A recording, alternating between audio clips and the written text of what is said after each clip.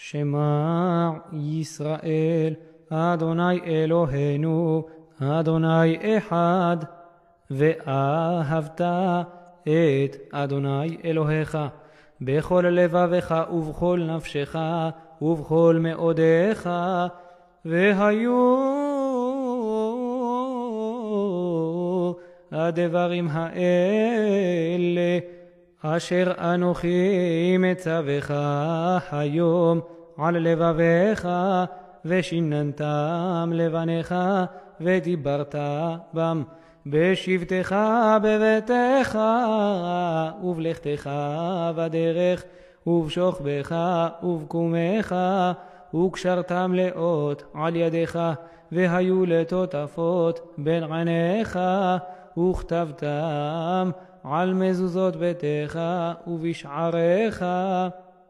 והיה אם שמוע תשמעו אל מצוותי אשר אנוכי מצווה אתכם היום, לאהבה את אדוני אלוהיכם ולעובדו בכל לבבכם ובכל נפשכם.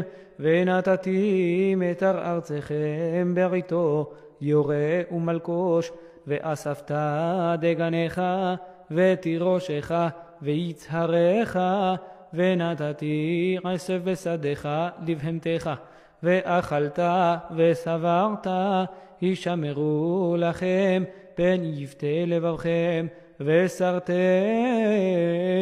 ועבדתם אלוהים אחרים, והשתחוויתם להם, וחרה אף אדוני בכם, ועצר את השמיים ולא יהיה מטר, והאדמה לא תיתן את יבולה.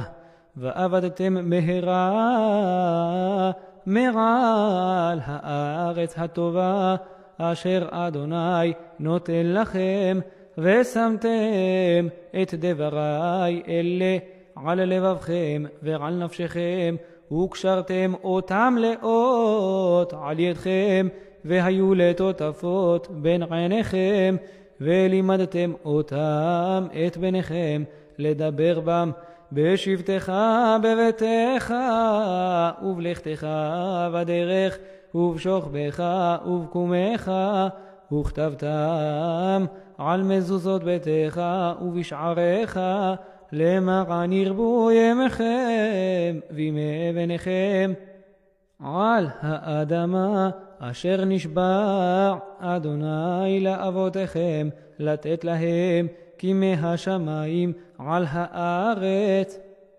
ויאמר אדוני אל משה לאמור, דבר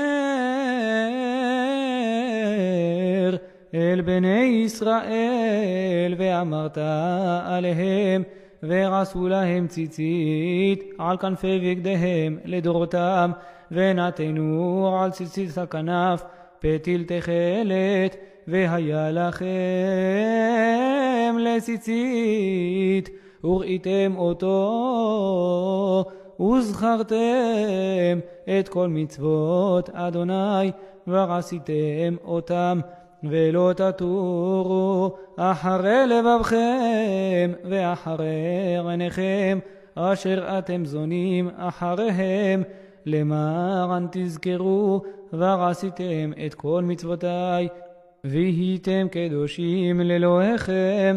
אני